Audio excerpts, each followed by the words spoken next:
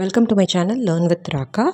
இன்றைக்கி நீங்கள் பார்க்க போகிறது லேண்ட்ஃபார்ம் அண்ட் லைஃப் லெசனில் பிளாட்டியூஸ் அண்ட் பிளெயின்ஸ் பற்றி தான் பார்க்க போகிறோம். வாங்க வீடியோக்குள்ளே போகலாம். ஸோ பிளாட்டியூஸ் அப்படின்னாலே என்ன அப்படின்னா எலிவேட்டட் ஃப்ளாட் சர்ஃபேஸ் தான் வந்து பிளாட்டியூஸ், ஓகேவா? ஸோ இப்போ தான் வந்து லேண்ட் அப்படின்னு பார்த்தீங்கன்னா அந்த லேண்ட்லேருந்து கொஞ்சம் எலிவேட் ஆகி இப்படி மேலே இருக்கும். அதே வந்து ஷார்ப்பாக இருக்காது, இந்த சர்ஃபேஸ் வந்து ஃப்ளாட்டாக இருக்கும். ஸோ இந்த மாதிரி ஃப்ளாட்டாக இருக்கிறது என்னது அப்படின்னு பார்த்தீங்கன்னா அதுதான் வந்து பிளாட்டியூஸ், ஓகேவா? ஸோ ரைஸ் ஆகுறது எப்படி இருக்கும்னா ஷார்ப்பாக ரைஸ் ஆகும். இதை தான் சொல்கிறாங்க, இப்படி ஷார்ப்பாக ரைஸ் ஆகி அப்புறம் ஃப்ளாட் ஆகிடும், ஓகேங்களா? இது வந்து பிளாட்டியூஸ். ஸ்டீப்ஸ் அதோட சைட்ஸ் பார்த்தீங்கன்னா ஸ்டீப்பாக இருக்கும். இந்த மாதிரி ஸ்டீப்பாக இப்படி ஸ்டீப்பாக இந்த மாதிரி ஸ்லோப்பாக இருக்கும், ஓகேங்களா? அதே மாதிரி வந்து இது எப்படி ஃபார்ம் ஆகுது அப்படின்னு பார்த்தீங்கன்னா வால்கனிக் ஆக்டிவிட்டீஸ், வால்கனோஸ் வருது இல்லையா, அந்த வால்கனிக் ஆக்டிவிட்டீஸ் நடக்கும்போது எர்த் கிரஸ்ட் வந்து அப்லிஃப்ட் ஆகும்போது, அதாவது ஒரு எர்த் கிரஸ்டோட இன்னொரு எர்த் கிரஸ்ட் வந்து மோதி இப்படி மேலே வரும். அப்படி வரும்போது இந்த மாதிரி ரீசன்னால தான் உங்களுக்கு வந்து பிளாட்டியூஸ் வந்து ஃபார்ம் ஆகுது, ஓகேங்களா? இது வந்து சைஸ் அண்ட் ஹைட்டில் வேரி ஆகும். டிஃப்ரெண்ட் ஹைட்டில் இருக்கும், டிஃப்ரெண்ட் சைஸஸில் இருக்கும்.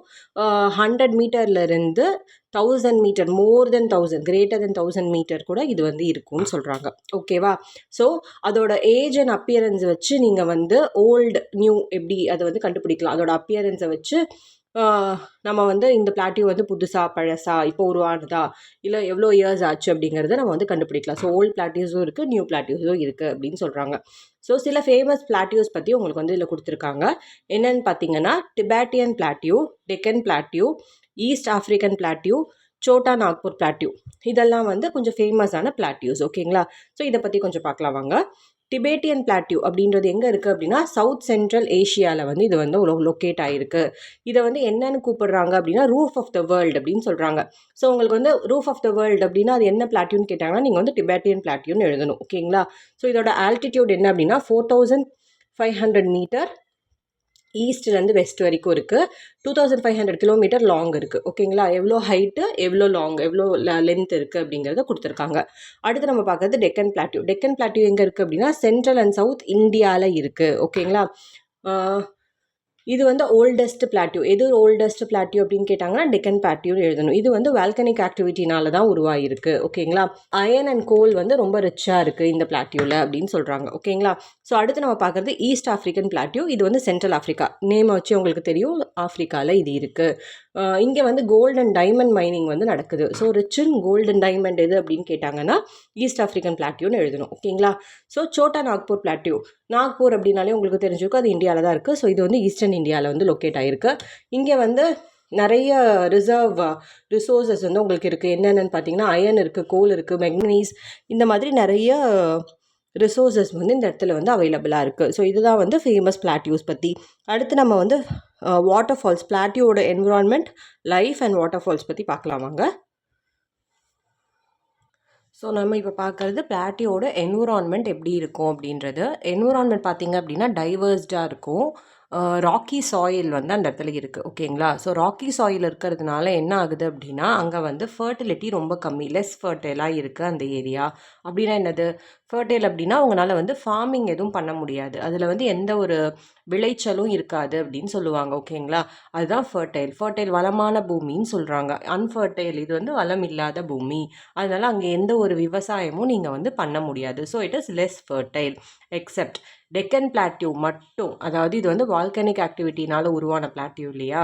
ஸோ இந்த பிளாட்டியூவில் மட்டும் பார்த்தீங்க அப்படின்னா பிளாக் சாயில் ரொம்ப அதிகமாக இருக்குது. ஸோ இது வந்து ரிச் இன் பிளாக் சாயில், அதனால் இங்கே வந்து ஃபார்மிங் வந்து உங்களால் பண்ண முடியும். ஸோ ஃபார்மிங் பண்ணக்கூடிய ஒரே ஒரு பிளாட்டியூ என்னன்னு கேட்டிங்க அப்படின்னா அது டெக்கன் பிளாட்டியூ, ஓகேவா? மற்ற எந்த பிளாட்டியூமே வந்து ஃபார்மிங் பண்ண முடியாது. ஸோ இப்போ நம்ம அடுத்து இதில் வந்து நிறைய அழகான ரொம்ப ஸ்பெக்டாகுலரான பியூட்டிஃபுல்லான ஃபால்ஸ் வந்து உங்களுக்கு பிளாட்டியூஸில் நிறைய இருக்குது. ஸோ அதை பற்றி நம்ம வந்து அடுத்து பார்க்கலாம். ஸோ ஃபஸ்ட்டு நம்ம பார்க்க போகிறது விக்டோரியன் ஃபால்ஸ். இந்த விக்டோரியன் ஃபால்ஸ் எங்கே இருக்குது அப்படின்னு பார்த்தீங்க அப்படின்னா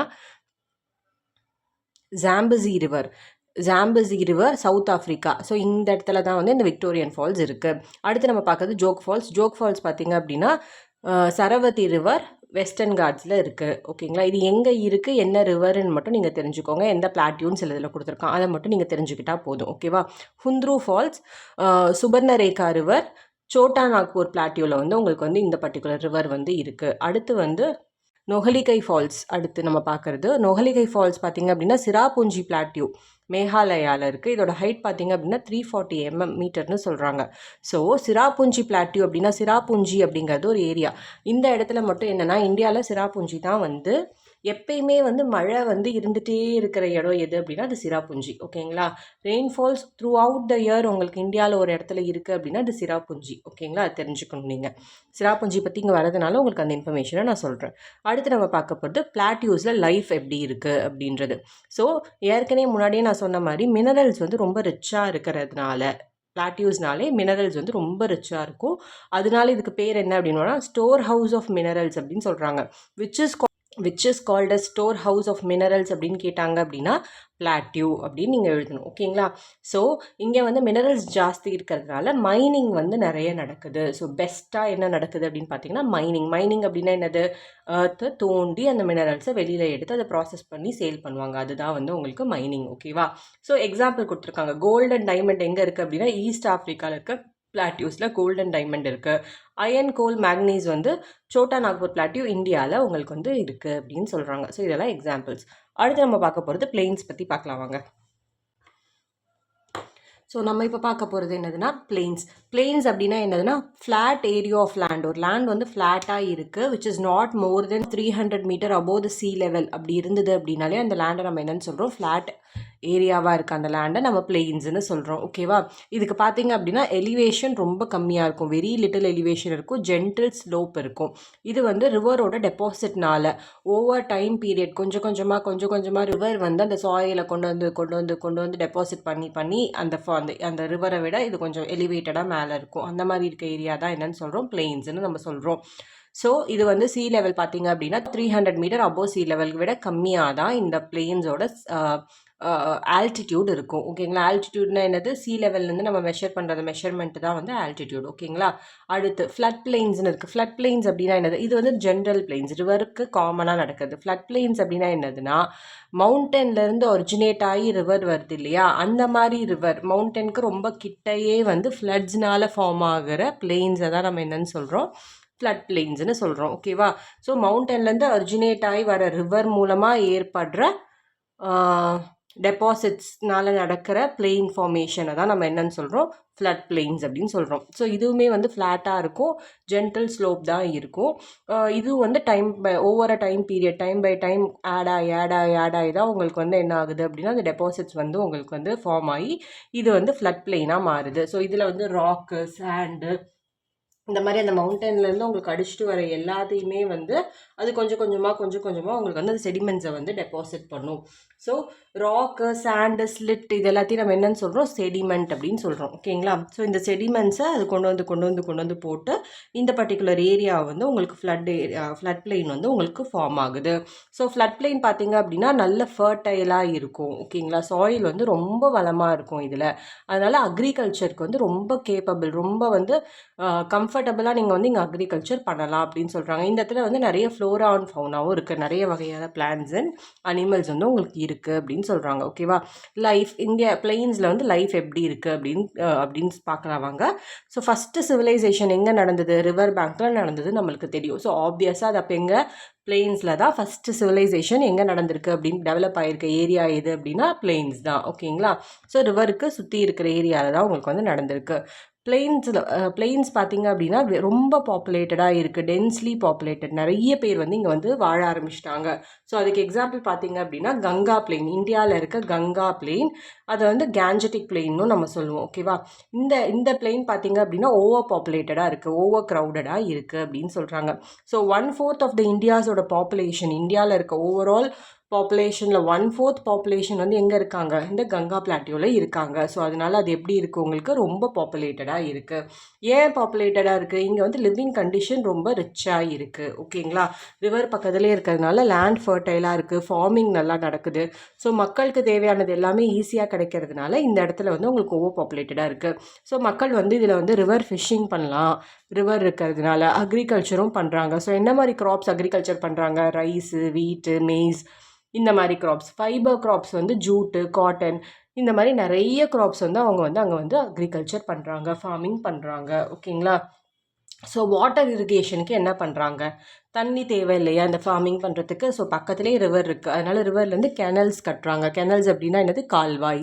ஸோ கால்வாய் மாதிரி கட்டி அதில் தண்ணி விட்டு அதை வந்து நம்ம கிராப்ஸுக்கு வந்து இரிகேஷனுக்கு யூஸ் பண்ணலாம். அப்படி இல்லைனா அண்டர் கிரவுண்ட் வாட்டரை பம்ப் பண்ணுறாங்க. பம்ப் பண்ணி அண்டர் கிரவுண்ட் வாட்டரை எடுத்து அவங்க வந்து என்ன பண்ணுறாங்க, ஃபார்மிங்க்கு வந்து யூஸ் பண்ணுறாங்க. ஸோ இந்த மாதிரி ரொம்ப வருஷமாக சிவிலைசேஷன் ஃபஸ்ட்டு அங்கே தான் ஸ்டார்ட் ஆச்சுன்னா இப்போ பார்த்துக்கோங்க எவ்வளோ வருஷமாக அவங்க வந்து யூஸ் பண்ணிகிட்டு இருப்பாங்க. இந்த மாதிரி ஹை யூஸ்னால என்ன ஆகிடுச்சு, தண்ணி வந்து இல்லாமல் போயிடுச்சு, வாட்டர் வந்து டிப்ளிஷன் ஆகிடுச்சு. ஓகேங்களா, தண்ணியோட வளம் குறைஞ்சிருச்சு.